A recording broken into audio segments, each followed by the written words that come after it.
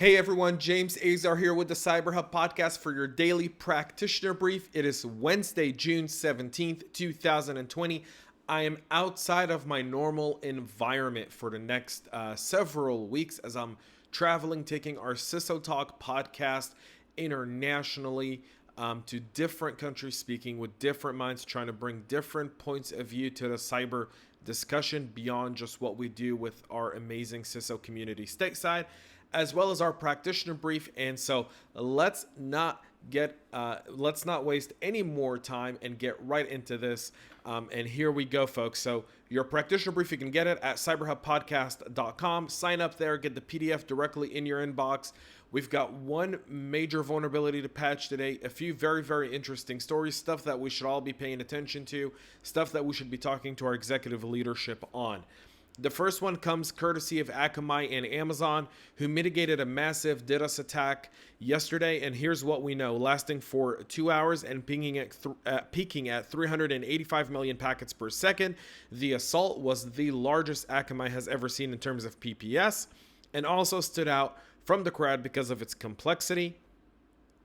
The attack essentially was in the 99th percentile of attacks, meaning it fell into that very, very 1% of it. Amazon, which was also part of the defense here in mitigating this attack, did say that larger incidents haven't been done. In fact, they have said that they've dealt with incidents at 1.7 TPPSs and 1.3 TTPSs back in 2018. However, this one right here is definitely up there in terms of DDoS attacks. And it's very interesting because I think for a lot of practitioners for a while there, we thought we were done with DDoS attacks, and that's really not been the case at all. And so very, very interesting. North Korea is linked to an espionage campaign that hit aerospace and military. This campaign that's been active since September of 2019 and is still ongoing, nicknamed Operation Interception, hit companies in Europe and the Middle East through fake accounts on LinkedIn that post bogus job offers. The attacks appear to have been focused mainly on espionage, but a business email compromise attempt was also discovered. The actors behind this remain unknown. ESET, the company that did discover this and reported it, said it could be linked to the Lazarus Group, based out of North Korea. They use a fake LinkedIn account. Some of the dev tools and the anti-analysis methods also dictate that as well. The fake LinkedIn accounts claim to be an HR representative at a well-known aerospace and defense companies, such as US-based Collins Aerospace, formerly Rockwell Collins, and General Dynamics, were created for each of the targeted organizations. Again, something we talk about from an internal threat perspective. A lot to do there. In fact, the attackers used a multitude of malicious tools here, folks, from Dropbox files, and we have everything here. All this detail, again, I want to try and keep this podcast under 5 minutes for you folks.